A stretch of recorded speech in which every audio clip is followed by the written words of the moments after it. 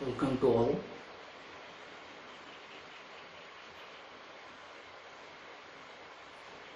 Today's topic is catalysis.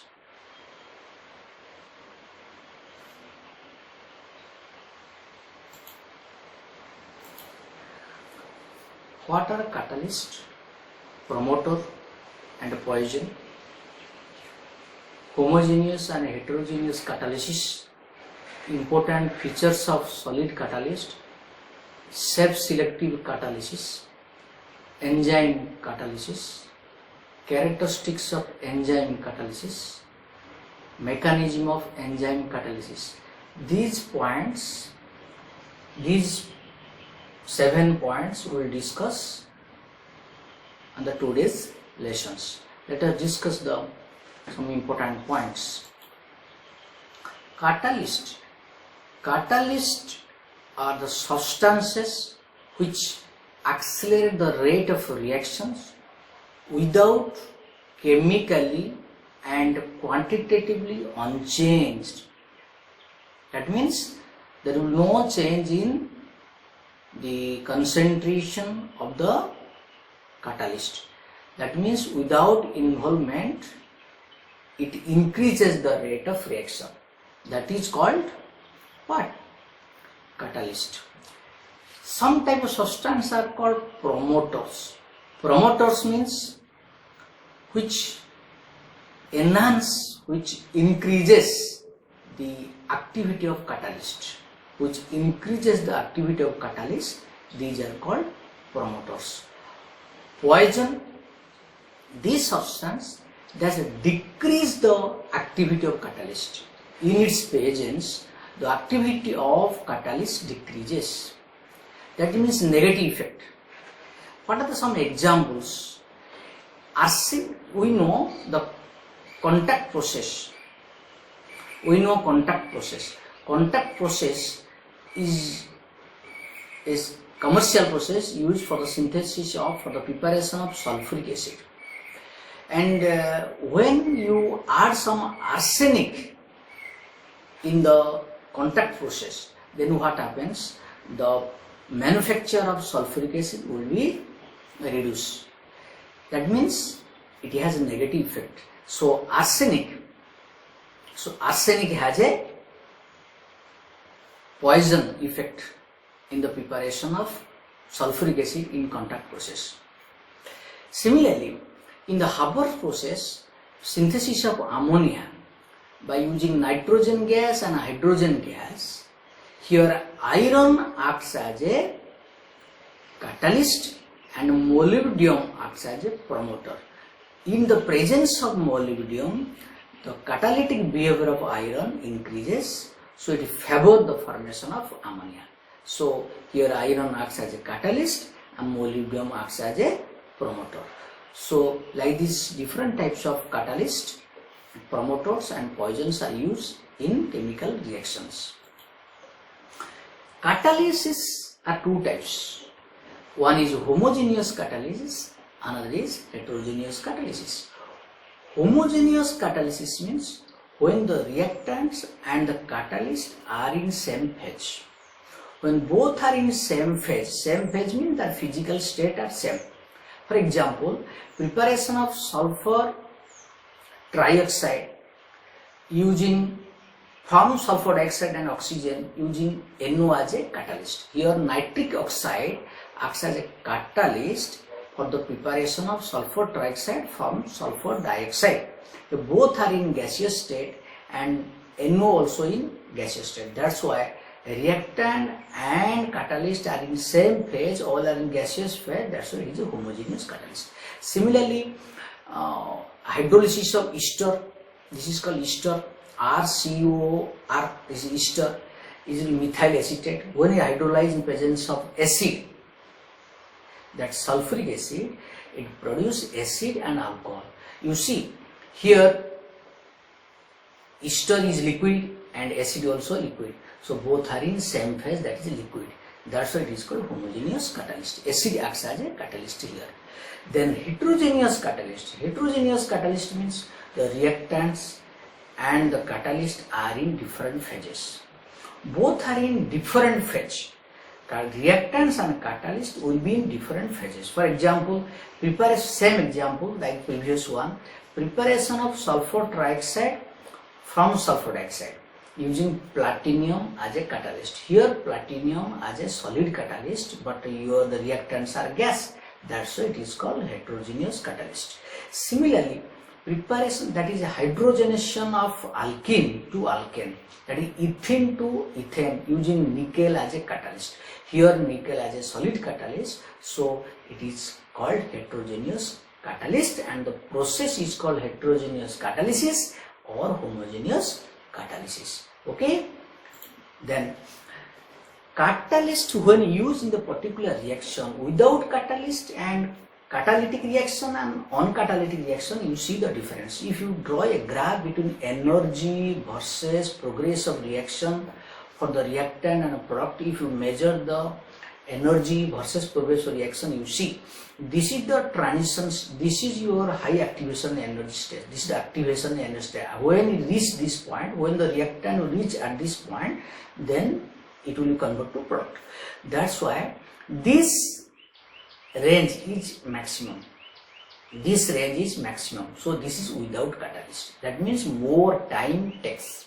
Because to reach this highest point, it takes time. So reaction is slow. But when you use catalyst, then the reaction, this red graph, it shows catalytic reaction because the graph is small one. That means energy is less. Energy less means reaction will be faster. So this first one slow reaction, second one is fast reaction. So this is the difference between catalytic reaction and non-catalytic, without catalyst and with catalyst.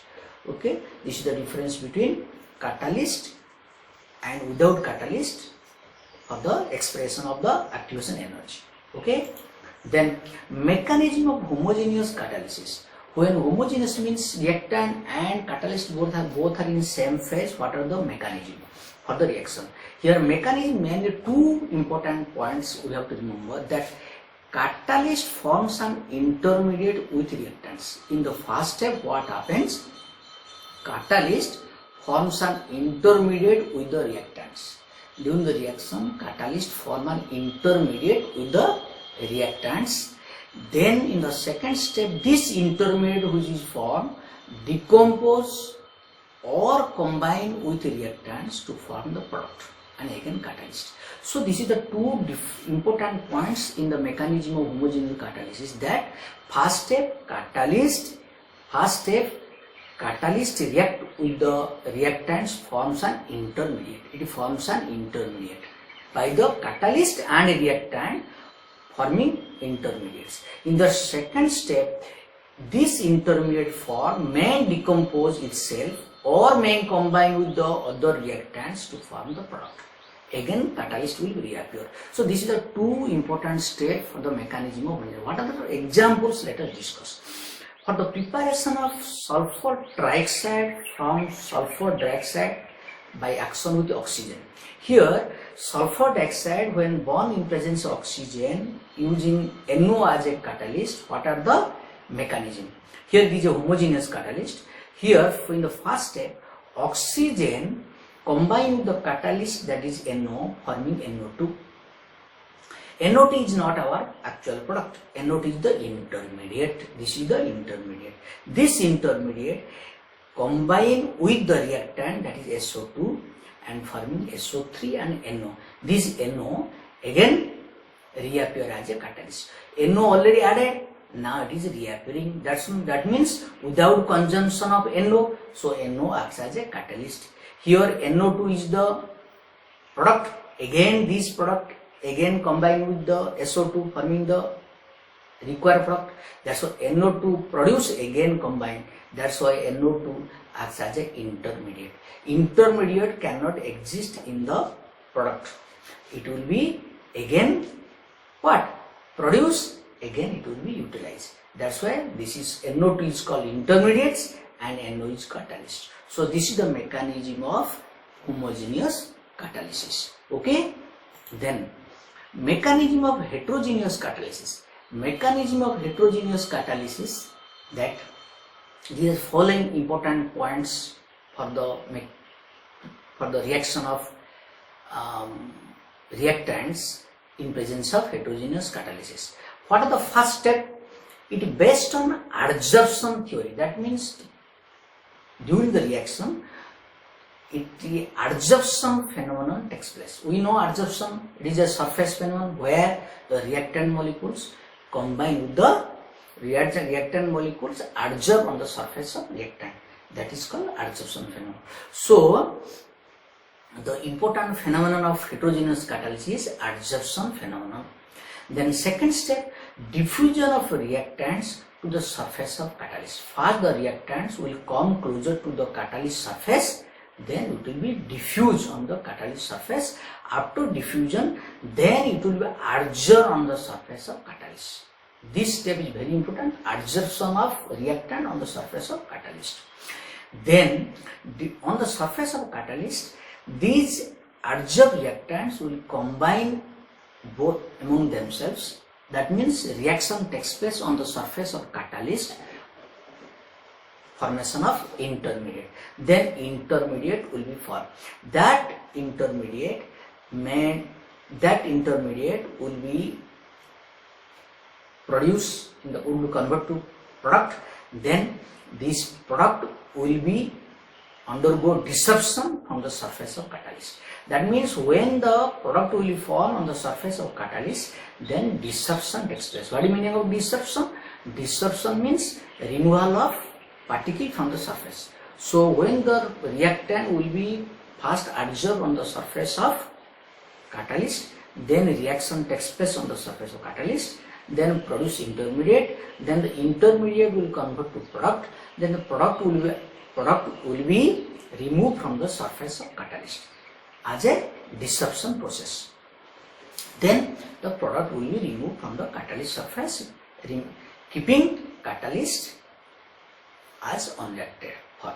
That's why this is the very important steps for the mechanism of heterogeneous catalysis. Main important phenomenon is adsorption of reactant on the surface of catalyst, then the product is formed, then the product will be removed from the surface of catalyst. So this is the mechanism of heterogeneous catalysis. Then what are the, you see the flow chart here in the heterogeneous catalysis, what happens? This is the reactant. Reactant are coming closer to the surface of catalyst. This is the catalyst, this is the reactant. Then it is coming to the surface of catalyst. Then these reactants are diffused on the surface of catalyst. Then adsorb on the surface of catalyst. Then another reactant is coming. This is the one reactant, this is the another reactant.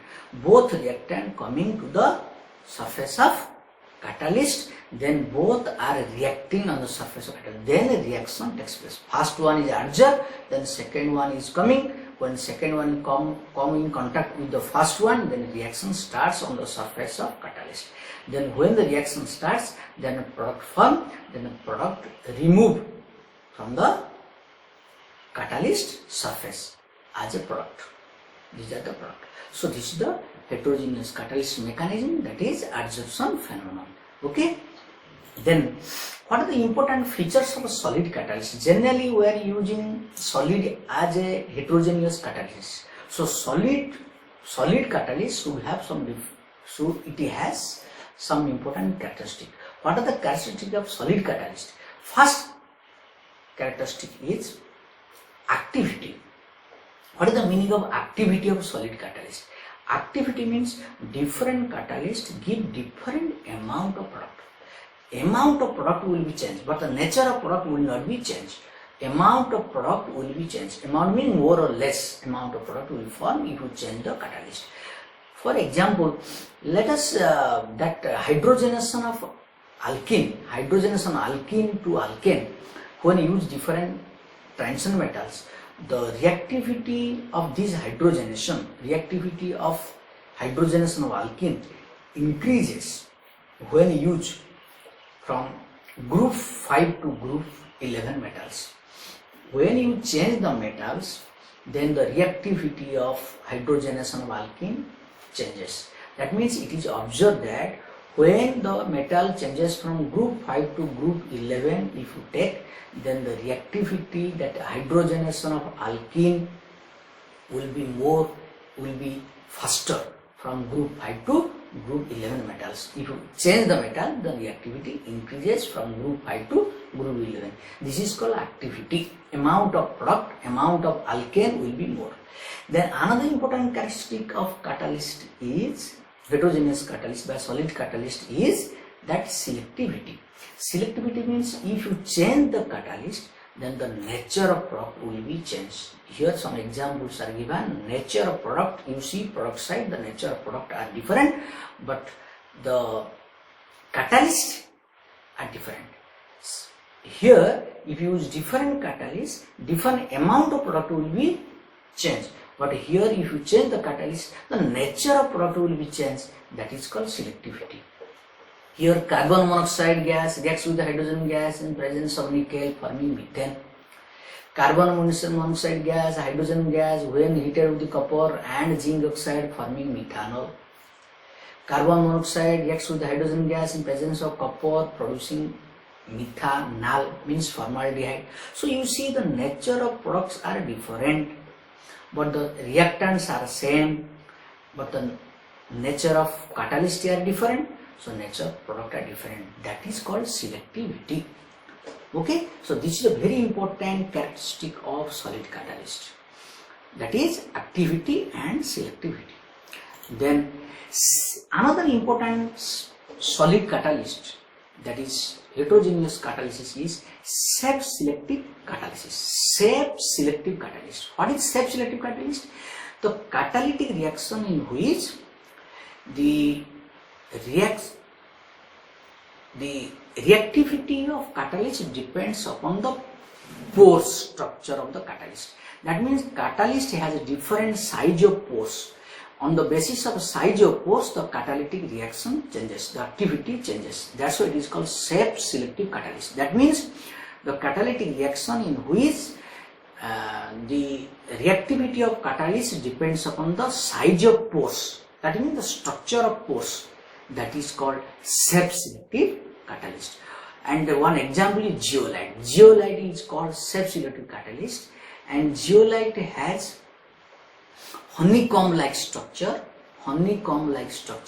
and they are microporous aluminosilicate. This is a silicate. Zeolite is a silicate containing aluminium metal and other metals, that is silicate form. That is microporous aluminum silicate. That means they have very small pores, small holes in the three-dimensional structure. That's why this is called zeolite, aluminum silicate. And one example of zeolite is ZSM5. ZSM5 is one example of zeolite, and this zeolite which converts alcohol to gasoline. Alcohol to gasoline means petrol. It can convert alcohol to gasoline by adsorption phenomenon, and the example of catalyst is ZSM5. And this reactivity of self-selective catalyst, that is zeolites, depends upon the size and shape of the reactants and products. The size of pores and the size of reactants also very important for the self-selective catalysis. Example is zeolite, and the example of zeolite is ZSM5, which converts alcohol to gasoline.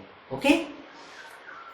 Then this is the structure of zeolite ZSM5. You see, these are the pores, these are the cages, gap in the structure of zeolite. In this gap, what happens? The reactants gets adsorbed on the surface of, on the cages of the zeolites. Then it undergo catalytic reaction. So this is the structure of one ZSM5, having many holes.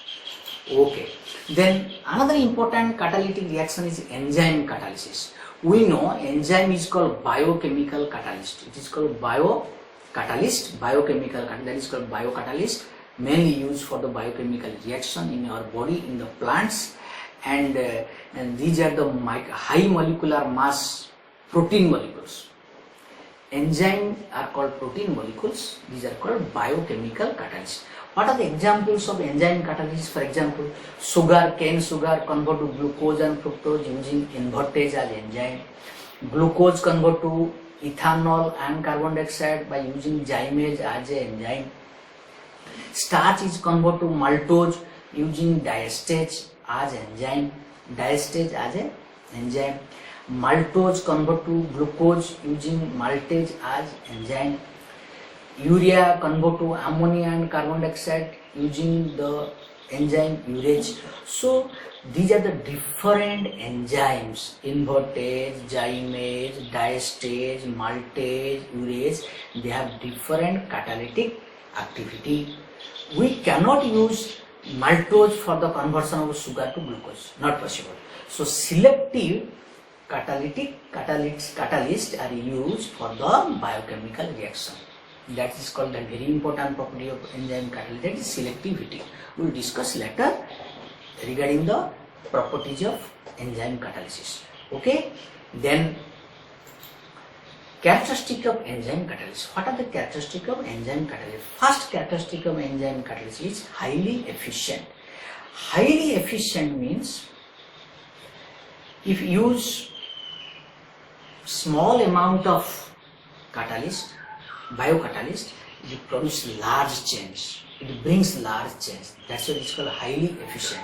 When catalyst is used, the amount of catalyst is very less. For biocatalyst, the amount is very less in our body. When all type of biochemical reaction takes place in our body, that requires a small amount of enzyme. A small amount of enzyme required to digest carbohydrate, to digest protein, to digest fats. So very small amount is required, not a large amount. You can take the food a large amount, but the catalyst used is very small amount. That's why it is called highly efficient. Then highly specific. Highly specific means previously I have told you, a particular catalyst used for particular reaction. We cannot change it. If you use other type of catalyst, the reaction may not take place. That's why it is highly specific. Then another characteristic is its activity depends upon optimum temperature. If temperature is very low, temperature is very high, it cannot take place. That's why optimum temperature is 298 to 310 K, means Kelvin. At this temperature, the enzyme has a catalytic behavior. That means the activity of enzyme depends upon temperature. That is, optimum temperature is needed for the catalytic enzymatic catalysis. Then highly active under optimum pH. pH should not be very high, pH should not be very low. Here pH range is 5 to 7. Means very low acidic and very just within neutral, not basic. Generally, enzyme activity may be faster in case of less, that is low acidic character, not high acidic character or not high pH value. So pH range is 5 to 7. So that activity will be faster. Then increasing activity in presence of activators or coenzymes. If you use the different activators and coenzyme, if you use metal ions, if you use different biomolecules, then the reactivity of catalyst, enzyme catalyst also increases. That's why the characteristic of enzyme catalyst are very important for its enzymatic action in the different biochemical reactions. Then what are the mechanism of enzyme catalysis? Enzyme catalysis main mechanism, it is called lock and key theory. The theory of this mechanism is called lock and key theory. What is lock and key theory? Lock, here this is the enzyme is viewed as a key and your substrate means reactant, viewed as a lock. So key, lock and key theory, that means a particular key can open the lock. It can fit with the lock. Particular key can be fitted with the particular lock. We cannot open the lock using all types of keys. That's why it is called lock and key theory. That means particular enzyme can react with particular substrates. You see, E means enzyme, S means reactant, that is substrate. First it forms intermediates, that is transition complex, that is E and S, then ES intermediate convert to enzyme and product. Enzyme is a catalyst, it will reappear at the last steps, it is reappear as enzyme, then product is formed. You see the diagram here, the figure you see enzyme catalyst, this is the substrate, then when they will interact, then it will be fitted with the substrate. After reaction with the substrate by the enzyme, then enzyme and product will form, then enzyme and product will be separated, then the product has different shape. The product shape and the reactant shape are not same, that's why it will be removed from the surface. Why product is separated? Because when the product is formed, the product will not fit with the enzyme, that's why it will be separated from the enzyme. So enzyme will reappear as a catalyst. So the very important mechanism of what? Enzyme catalysis. Then this thing you have to prepare your notes regarding the catalyst. Okay, thanks.